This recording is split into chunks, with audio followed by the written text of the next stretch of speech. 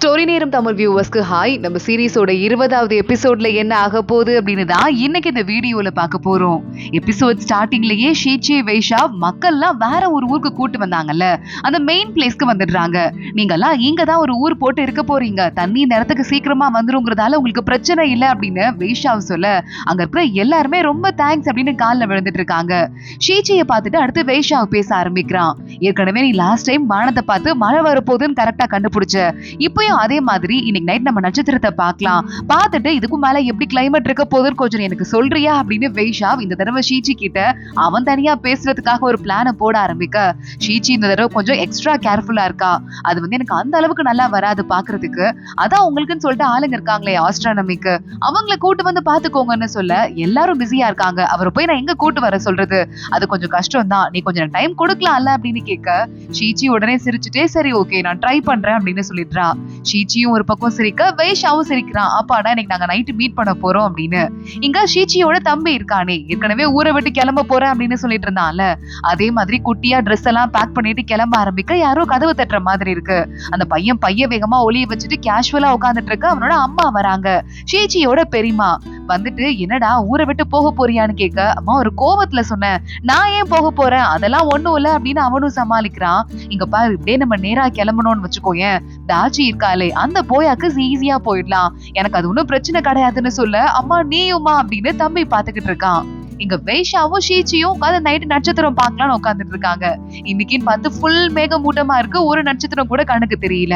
வைஷாவ் ஷீச்சியவே குறுன்னு பார்த்துட்டு ஹேர் பின் மாத்திட்ட போல அப்படின்னு கேட்டுட்டு, காலை நான் பார்த்தேன் உன்னை காப்பாத்துறதுக்கு ஓடி வந்தேன்ல, அப்போ நீ வந்துட்டு நிலாப்பெற வச்சிருந்த, இப்ப பூ வச்சிருக்கன்னு சொல்ல, ஷீச்சி சிரிச்சுட்டே வளைஞ்சுட்டே பாக்குறா. கொஞ்சம் நல்லா பாக்குறீங்களா, இந்த பக்கம் நிலாப்பெற இருக்கு, அந்த பக்கம் பூ இருக்குன்னு சொல்ல, அட ஆமா இல்ல அப்படின்னு வைஷாவ் வலிய ஆரம்பிக்கிறான். ஷீச்சி அமைதியா சிரிச்சிட்டு இருக்கும் போதே வைஷா வேஞ்சிட்டு, இல்ல நானும் உங்ககிட்ட ஒண்ணு சொல்லணும்னு தான் நினைச்சிட்டு இருக்கேன், நேத்து நீ காணாம போயிட்டல, யாரோ உன்னை கடத்திட்டாங்கன்னு நினைச்சு நான் ரொம்பவே பயந்து போயிட்டேன். இதுவரை நான் எதுக்குமே அவ்வளவு சீக்கிரமா பயப்பட மாட்டேன், ஆனா எங்க என்னோட தாத்தா என் அண்ணா அப்பா எல்லாம் போன மாதிரி நீயும் என்னை விட்டு போயிருவியோன்னு எனக்கு பயமா இருந்தது. அது மட்டும் இல்லாம நீ ரொம்ப ரொம்ப சூப்பரான ஒரு லேடி, எந்த ஒரு பொண்ணுகிட்டயுமே நான் இந்த அளவுக்கு மனசு விரும்பினதே கிடையாது, ஆனா ஒன்னு அந்த அளவுக்கு விரும்புது. கல்யாணம்னா சாதாரண ஒரு கல்யாணம் தான் நான் நினைச்சிட்டேன், ஆனா நீ சாதாரணமான பொண்ணு கிடையாது அப்படின்னு தெரிஞ்சதுக்கு அப்புறமா ரொம்ப ரொம்ப நான் ஆழமா போக ஆரம்பிச்சிட்டேன். இப்ப அதை நினைக்கும் போது பயமா இருக்கு, எங்க எதிர்காலத்துல வருத்தப்படுவேணும்னு பயமா இருக்குன்னு சொல்ல, ஷீச்சி பாக்குறா. எனக்கும் அதே மாதிரிதான், இது ஒரு பொலிட்டிக்கல் மேரேஜ் அப்படின்னு நினைச்சேன், ஆனா நீங்க இவ்வளவு நல்லவரா இருப்பீங்கன்னு யோசிச்சு பாக்கல. நீங்க இங்க இருக்கிற சாதாரண மக்களை கூட காப்பாத்துறதுக்கு இவ்வளவு கஷ்டப்பட்டிருக்கீங்க. அது மட்டும் இல்லாம நம்ம ரெண்டு குடும்பத்துக்கும் நடுவுல இருக்கிற பகையை ஓரமா வச்சுட்டு என்ன இங்க இத்தனை நாள் நல்லபடியா பாதுகாப்பா வச்சுட்டு இருக்கீங்க. அதெல்லாம் தெரியும் போது என் மனசு உங்ககிட்ட உள்ள விழுந்துட்டே தான் இருக்கு அப்படின்னு ஷீச்சி சொல்ல ஆரம்பிக்கிறா. இங்க இருக்கிற எல்லாரும் என்னைக்கும் நிம்மதியா இருக்கணும், போரே இல்லாத ஒரு நாள் வரணும், அப்படி ஒரு நாள் வருமானு எனக்கு தெரியாது, ஆனா வந்தா சந்தோஷமா இருக்கும், இப்ப இருக்கிற நிம்மதி எப்பவுமே நிலைச்சிருக்கும் எனக்கு தோணல அப்படின்னு வைஷாவ் சொல்ல, ஷீச்சி அவனோட கையை பிடிச்சுக்கிறா. வைஷாவ் ஷாக் ஆயிட்டு பாத்துட்டு இருக்கான்.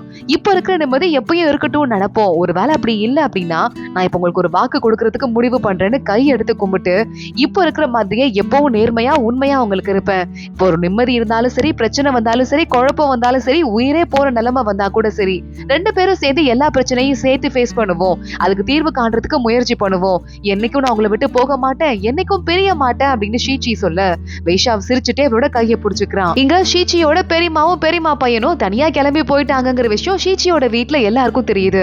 காசுலாம் எடுத்துட்டு போயிருக்காங்களா இல்லையா, கஷ்டப்பட போறாங்க அப்படின்னு அந்த பெரியப்பா சொல்லிக்கிட்டு இருக்க, அதெல்லாம் எடுத்துட்டு தான் போயிருக்காங்க, போயா பக்கம் தான் போயிருக்காங்கன்னு சொல்ல, அப்ப அவங்க ரெண்டு பேரும் வீட்டை விட்டு கிளம்பி கோச்சிட்டு போல, சொந்தக்காரங்களை பார்க்க போயிருக்காங்க அப்படின்னு அவங்க அப்பா திட்ட ஆரம்பிக்கிறாரு.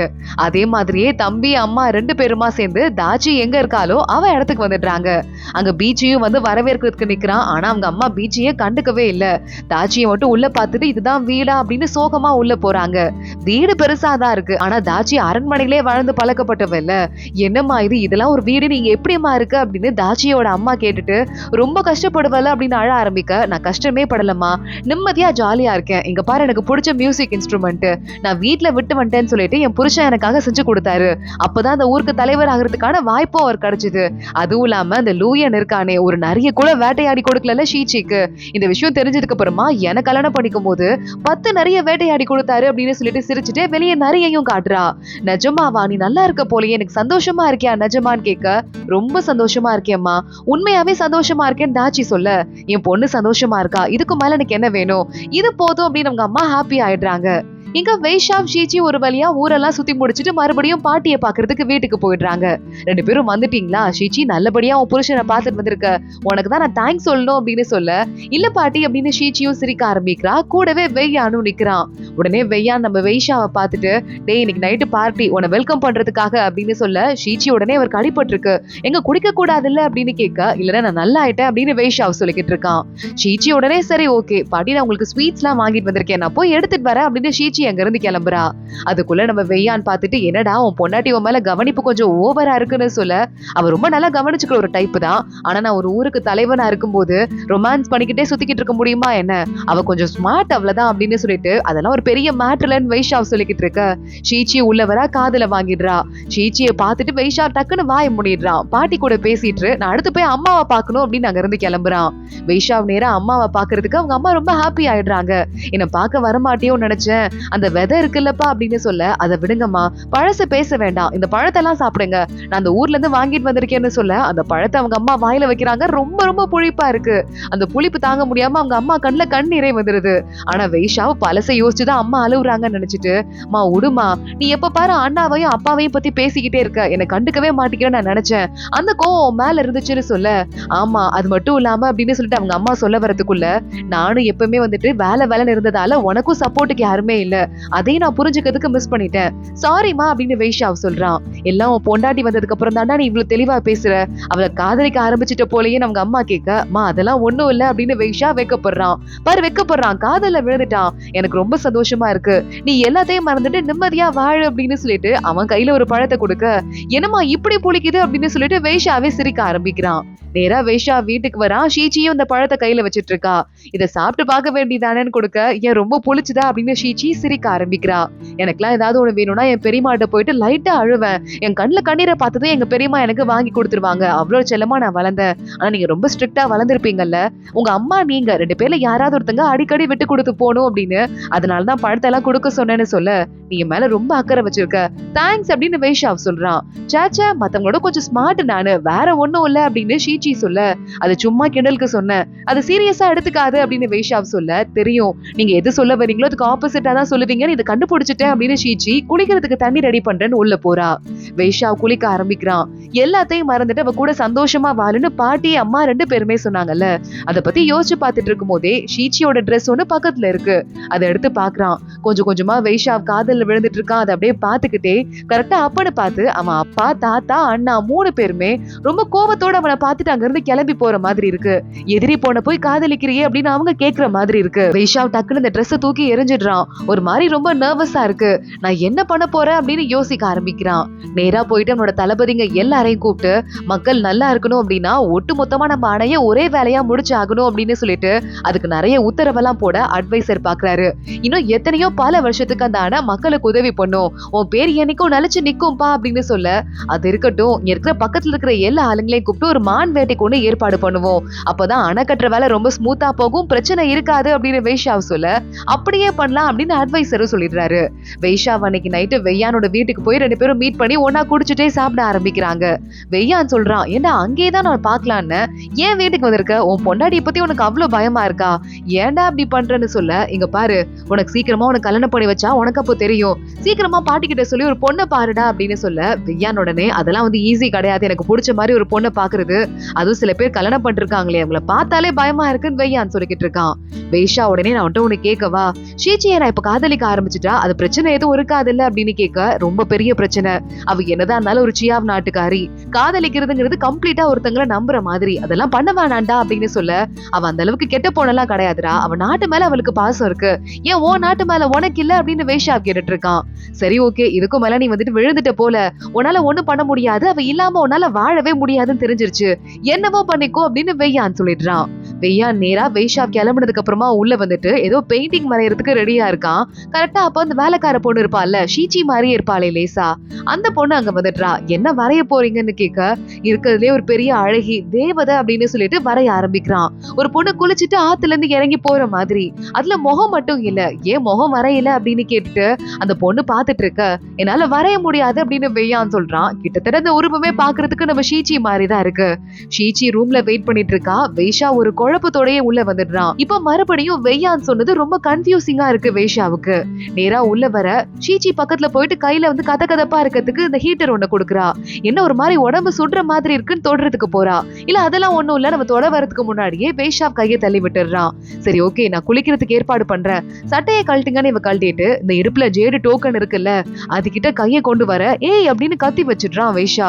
இவளுக்கு ஒரு மாதிரி பதட்டமாயிடுது. இல்ல நான் கொஞ்சம் ஓவரா குடிச்சிட்டேன் அப்படின்னு சொல்லிட்டு அந்த சீக்ரெட் பாக்ஸ் ஒண்ணு வச்சிருப்பானே அதை ஓபன் பண்ணிட்டு அந்த ஜேடு டோக்கனை அதுக்குள்ள போட்டுடுறான். ஷீச்சி பாத்துட்டு இருக்கா. இதே மாதிரி ஒரு டோக்கன் தான் சூகியும் வச்சிருந்தா அப்படின்னு அதை பத்தி யோசிச்சு பார்க்க ஆரம்பிக்கிறா. அடுத்து நேரா வேஷா இன்னைக்கும் நான் வந்துட்டு ஆபீஸ்லயே தங்கிக்கிறேன் நேரா ஆபீஸ்க்கு வந்துடுறான். எல்லா தளபதிங்களா அட்வைசரை கூப்பிட்டு வச்சிடுறான். இப்ப எதுக்குங்க நாங்க வந்திருக்கோம் அப்படின்னு அட்வைசர் பொறுமையே இல்லாம கேட்டுற, அது வந்து சும்மா நிறைய வேலை இருக்குன்னு இவன் வாயை திறக்கிறதுக்குள்ள அந்த வேலை முடிஞ்சிருச்சு இந்த வேலை முடிஞ்சிருச்சுன்னு எல்லா தளபதியும் சொல்றாங்க. அடுத்து அட்வைசரை பார்த்து, உங்க ஒய்ஃபை நான் பார்த்து ஹாய் சொல்லி ரொம்ப நாள் ஆச்சு, வாங்க அக்காவை பார்த்து ஒரு ஹாய் சொல்லிட்டு அதே மாதிரி நிறைய கிஃப்ட் எல்லாம் வாங்கணும்ல அதை கொடுத்துட்டு வரலாம் அப்படின்னு அட்வைசரை டார்ச்சர் பண்ணிட்டு அங்கிருந்து மறுபடியும் கிளம்பிடுறான். இவனோட தொல்லை தாங்க முடியல அட்வைசரும் கிளம்புறாரு. தளபதிங்க எல்லாம் வெளியே வந்துட்டு பேசிக்கிறாங்க. இங்க பாரு, இந்த மான்வேட்டைக்கு ஏற்பாடு பண்ண சொன்னார்ல அந்த லிஸ்ட ஷீச்சி கிட்ட கொடுக்க சொல்லிருக்காரு. அப்பனா வந்துட்டு ஷீச்சியும் நம்மளோட குடும்ப வேலையில எல்லாம் இன்வால்வ் ஆகுறாங்க போலன்னு சொல்ல, இப்ப அதுல என்ன தப்பு இருக்கு, அவங்கதான் அவ்வளவு நம்பிக்கையான ஒய்ஃபா மாறிட்டாங்க, அது ஒரு தப்பா அப்படின்னு சொல்லிட்டு ஒரு தளபதி கேட்டுட்டு இருக்கான். ஷீச்சி மேடம்க்கும் இவருக்கும் சண்டை நடந்திருக்கு, அதான் இவர் இங்க வந்து சுத்திக்கிட்டு இருக்காரு, அதை பத்தி நான் சொல்ல வரேன் அப்படின்னு அசிஸ்டன்ட் சொல்ல, உடனே மத்தவங்க எல்லாம் கிளம்பி விட்டா போதும் ஓடி போயிடுறாங்க. வேஷா வீட்டுக்கே போகாம அசிஸ்டன்ட் மட்டும் அனுப்பி வச்சு ஒரு 3 நாளைக்கு தேவையான ட்ரெஸ் எல்லாம் எடுத்துட்டு வர சொல்றான். ஷீச்சி பேக் பண்ணி கொடுத்ததுக்கு அப்புறமா இவர் ஏன் இந்த மாதிரி பண்ணிட்டு இருக்காருன்னு வேலைக்கார பொண்ணு கேட்க, லூசு மாதிரி பண்றாருன்னு உனக்கே தெரியுதுல்ல, எனக்கும் தெரியுது, அதான் யோசிக்கிறதுக்கு கொஞ்சம் டைம் கொடுத்திருக்கேன், யோசிச்சுட்டு தனியா வரட்டும், எனக்கும் செய்யறதுக்கு வேலை இருக்குன்னு ஷீச்சி சொல்லிடுறா. பாட்டிக்கும் தெரியுது வேஷா இந்த மாதிரி கிளம்பி போயிட்டான்னு பாட்டி கண்டுபிடிச்சிடுறாங்க. அவன் காதல்ல விழறான், அதை எப்படி தடுக்கிறதுன்னு தெரியாம ஏதேதோ பண்ணிட்டு இருக்கான். அவனே ரியலைஸ் பண்ணிடுவான்னு சிரிக்க ஆரம்பிக்கிறாங்க. ஷீச்சி வரா, பாட்டி அவர் பிஸியா இருக்கதால அங்க ஆபீஸ்லயே ஸ்டே பண்ணிட்டாரு, எனக்கும் போர் அடிக்குது, ஏதாவது வேலை இருக்கான்னு கேட்க, இந்த பாரு இந்த பொறுப்பை நீ எடுத்துக்கோ, மான்வேட்டைக்கு இடத்த ரெடி பண்ணு, நீ நல்லா பாத்துக்கோ அப்படின்னு பாட்டி சொல்றாங்க. பாட்டி இது ரொம்ப ரொம்ப முக்கியமான மான்வேட்டை, பெரிய அணை கட்ட போறோம், அதனால எனக்கு ஒரு ஐடியா இருக்கு, இதுக்குன்னு சொல்லிட்டு ஒரு கவிதை ஒண்ணு ரெடி பண்ணா என்ன, ஒரு பெரிய கவிஞரா கூப்பிட்டு ரெடி பண்ணலாம்ல அப்படின்னு சொல்ல, ரொம்ப நல்ல ஐடியாமா, அப்படியே செய்யின்னு பாட்டி சொல்லிடுறாங்க. இங்க வேஷா கையில கதகதப்பா ஹீட்டர்லாம் வச்சுட்டு, வீடை விட இங்க எனக்கு சூப்பரா இருக்கு, என்னால அவ இல்லாம வாழ முடியாதுன்னு யாரோ சொன்னாங்க, நான் ஜாலியா தான் இருக்கேன் அப்படின்னு சிரிக்க ஆரம்பிக்கிறான். அதோட தான் இந்த எபிசோட் முடியுது. அடுத்தடுத்து என்ன ஆக போது தொடர்ந்து பார்க்கலாம். இந்த வீடியோவை லைக் பண்ணிக்கோங்க, மறக்காம நம்ம சேனலுக்கு சப்ஸ்கிரைப் பண்ணிட்டு பெல் ஐக்கானையும் கிளிக் பண்ணிக்கோங்க. அடுத்த வீடியோல பார்க்கலாம். அது வரைய பாய்.